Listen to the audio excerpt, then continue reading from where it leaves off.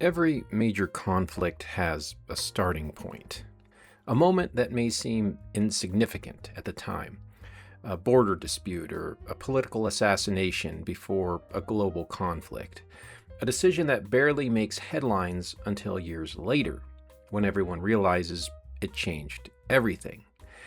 Now, not to be overly dramatic, but gaming has moments like that too. When we think of the console wars of the 90s, we tend to think it all started with Sonic and Mario, with the Genesis and the Super Nintendo. But by the time Sonic showed up, the war was already raging. And the event that shaped the console wars of the 90s wasn't a victory, it was a loss. A loss so lopsided that most people barely remember it at all. What Sega learned from that loss would shape the gaming industry for years to come. If you were there in the early 90s, it seems obvious when the console wars began. We believe it's when Nintendo stopped being synonymous with video games. There was a time when saying one meant saying the other. But now there was a choice: Nintendo or Sega. The 16-bit rivalry was everywhere. It was in magazines, it was in television commercials, on school playgrounds. For the first time, gamers felt compelled to pick a side. That's when most of us first noticed the conflict, so it's easy to assume that's when the conflict began. But that's not how wars usually work. Most conflicts don't begin when the fighting becomes visible. They begin when the conditions arise that make fighting inevitable. So by the time Mario and Sonic were trading blows, the conditions for their conflict had been in place for years. Sega was now going toe-to-toe with gaming's Goliath because it had learned something crucial it hadn't known during the 8-bit era, something that would change the way the entire industry fought its battles. To find what that something was, we need to go back to the first time Sega tried to take on Nintendo, with the Master System. Now, if you ask most people about the Sega Master System today, they'll usually describe it as a failed console, a footnote, an early Sega experiment that never really had a chance. But history is more complicated than that. The Master System wasn't some bargain bin knockoff trying to challenge an industry giant. It was a legitimate competitor. Its processor ran at roughly twice the clock speed of the NES. It could display more colors on screen simultaneously. And sprite flicker, you know that effect where characters would flash and disappear when too much was on screen? That was noticeably less severe on the Master System. And while hardware specs don't automatically win console wars, they do make one thing clear: the Master System was not underclassed as far as hardware was concerned. But then there were the sales. The Master System launched in North America in September of 1986. In its first 4 months, it sold around 125,000 units. Now that sounds like a reasonable start, until you learn that in the same period, the NES sold 2 million. By 1988, Nintendo held approximately 83% of the North American video game market. But here's where the story gets even more complicated. In Europe, the Master System actually outsold the NES. In Brazil, it became one of the most successful consoles ever released. And here's the strange thing: it's still being manufactured and sold there today. That raises two very fascinating questions that also happen to be connected. If the Master System was destined to lose, why didn't it lose everywhere? And if Sega's first battle with Nintendo wasn't decided by the hardware itself, what was it decided by? Sega would learn the answers to those questions, and they would come in waves. 3 forces that hit Sega simultaneously, each one making the fight harder, and together making it nearly impossible. Now we need to remember that the video game industry had collapsed in 1983. Atari had flooded the market with poor quality games, and retailers had been burned badly, left holding enormous inventories that became almost worthless overnight. most major stores pulled back from video games entirely. Nintendo walked back into that wreckage and rebuilt retailer confidence from scratch. They controlled their distribution carefully. They managed inventory tightly. They made retailers feel like this time the product was reliable, that they wouldn't be left holding worthless stock again. By the time Sega showed up with the Master System, those relationships were already formed. Shelf space was already committed. The trust had already been established with Nintendo. Sega was trying to win a battle that had already been partially decided before their console ever shipped. Here was the second wave. Nintendo's licensing agreements required third-party developers to keep their games off competing platforms for a specified period of time. The effect was direct. Games from Konami, Capcom, Namco, Tecmo, the studios making the titles players actually wanted, appeared on the NES first, sometimes exclusively. The perception of a superior NES library wasn't just the natural result of Nintendo making great games. It was reinforced by Nintendo's advantages that made it nearly impossible for competitors to offer comparable software support. In Europe, where Nintendo's licensing grip didn't apply in the same way, the Master System had built a robust library and a real audience. In North America, it didn't get that chance. And then there was the third wave. This one is hard to believe. In 1987, with the Master System struggling to gain ground, Sega handed North American distribution rights to Tonka. That's right, Tonka, the toy truck company. Tonka had no experience in the console market. They spent an estimated $30 million on marketing with no real framework for building platform momentum, no relationships with gaming retailers, and no strategy for growing a software library. They also declined to localize many of the best Japanese and European Master System games, the exact games that might have given the platform a competitive library in North America. At the exact moment Sega needed to grow its library, its own distribution partner was passing on the games that could have helped. So three forces, each damaging on its own, but together they made the outcome look inevitable, even though in other markets the exact same console was telling a completely different story.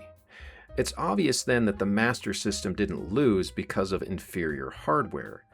It lost because the battlefield had already been tilted before the fighting even began. By 1988 and 1989, the math had become impossible. Nintendo held 83% of the North American market. No developer was going to invest serious resources in a platform with single-digit market share when the alternative commanded the industry. Fewer games meant fewer reasons to buy the console. Fewer consoles meant fewer reasons to develop games. The loop fed itself, and there was no way out. Sega eventually reacquired their North American distribution rights from Tonka in 1990. By then, it didn't matter. But here's the thing about Sega that the Master System story often obscures. Sega was paying attention. Tom Kalinske, who would become CEO of Sega of America during the Genesis era, described arriving to find the Genesis already heading down the exact same road. His words: Sega sold the 8-bit machine, the Master System, prior to that against Nintendo, and it managed to get a 2% share of the market. Well, that's what it looked like it was going to do with the Genesis too. And 2% isn't acceptable to anyone. 2% of market share. That number is not just a data point. It's the moment Sega finally had to answer a question they'd been avoiding. Not how do we make a better console, but how do we change the terms of the fight entirely? Because the Master System had taught them something the hardware specs never could. The battle for a console generation isn't decided by just the console. It's decided by everything built around it. Sega had watched Nintendo use all of that against them in real time. Now, They were going to use it to fight back. What Sega built with the Genesis wasn't a better Master System. It was a response, a point-by-point dismantling of every advantage Nintendo had used to win the 8-bit war. Michael Katz arrived as CEO of Sega of America in October of 1989, 1 month after the Genesis launched in North America. At this point, Sega of America built its own team, took direct control of its own market, and operated with genuine authority to make decisions for the American consumer. The lesson from the Master System was simple. You cannot hand your most important market to a company that doesn't understand it. That mistake was not made twice. Sega also realized that Nintendo had the licenses, they had Mario, they had the institutional relationships that had defined the 8-bit era. Sega couldn't out-Nintendo Nintendo, at least not on those terms, so they changed the terms. Katz described the thinking directly. He said, "We could not compete with the strength of the Nintendo arcade licenses, so as a defensive move, we decided to get personalities. Genesis does what Nintendon't, which meant to the consumer more powerful hardware, 16-bit graphics and animation, and exclusive personalities that Nintendo couldn't claim to have. This was smart marketing. Genesis does what Nintendon't. That campaign didn't just sell a console, it reframed the entire conflict. Instead of fighting Nintendo on their ground, matching their library, their brand recognition, their retailer relationships, Sega made the war about identity, attitude, a generational divide. The Genesis was for a different kind of player, and it was going to say so loudly and directly. The campaign worked well enough that Nintendo of America's own president privately acknowledged it had turned the tide toward Sega by 1991, at least according to Katz's account. Sega also learned that the Master System had been locked out of the best third-party games by Nintendo's licensing agreements. For the Genesis, Sega made developer relationships a strategic priority before launch, not an afterthought scrambled for after the fact. The most important of those relationships started as a confrontation. Trip Hawkins, founder of Electronic Arts, had his team reverse engineer the Genesis. The goal was an EA development kit that didn't require Nintendo-style licensing terms. Hawkins then met with Sega in May of 1990 with finished games already in hand. His message was clear: license us on favorable terms, or we publish independently. Kalinske chose to accommodate. The result? Madden, NHL Hockey, FIFA, NBA Live, a sports library that became one of the primary reasons to choose Genesis over Nintendo, especially for the older teenage audience Sega was targeting. Kalinske's full strategy had 4 points. Cut the Genesis price to $149, below Nintendo, even at a hardware loss. Bundle Sonic the Hedgehog instead of Altered Beast. Build a library targeting teenagers, and run advertising that directly challenged Nintendo at every turn. At the peak of the 16-bit console wars, that strategy helped Sega reach 65% market share against Nintendo. Every one of those decisions traces a direct line back to a specific Master System failure. The Master System didn't just teach Sega how to build the Genesis, it taught Sega how console wars are actually won. Here's what makes the Master System story more than just a Sega story. The forces that decided the 8-bit war didn't disappear when the generation ended. They became the rules by which every console war that followed was fought. The names on the boxes change, the dynamics don't. When Sony entered the console market with the PlayStation, they did exactly what Sega had done with the Genesis, aggressively courting third-party developers before launch, offering to cover advertising and publishing costs abroad, making it easy and profitable to choose their platform. Companies like Square, Konami, Capcom, they all jumped on board. Nintendo would find that the same rules they created would now work against them.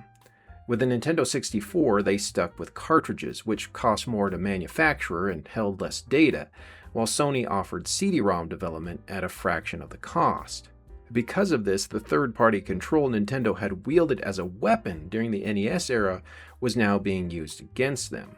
The rules they had written were being enforced by someone else, this time Sony. We see something similar in the 6th generation when the GameCube and Xbox went up against the PS2. Both the Xbox and the GameCube, hardware-wise, were very capable, technically more powerful than the PS2. However, third-party developers went where the audience was, and the audience went where the games were, in this case the PS2. The same self-reinforcing cycle that had buried the Master System in 1988 played out again, just with different names on the boxes. These aren't coincidences. This is the same war fought over and over by companies that have either learned the rules or are about to. When we think of the console war of the 90s, we remember the rivalry, the advertisements, the playground arguments, the battle between Mario and Sonic. But those weren't the beginning of the story. They were the result of it. The real turning point happened years earlier, with a console most people never owned, and a loss most people have forgotten. No, the Master System didn't create the console wars, but in hindsight, it may very well reveal what they were really about. So now I want to know your thoughts. If the Master System's loss helped shape the Genesis, and the Genesis helped shape the console wars, what other consoles that lost do you think changed gaming in ways we still feel today? Let me know your thoughts in the comments below. And as always, if you made it this far, thank you so much for watching. And until next time, happy gaming, my friends.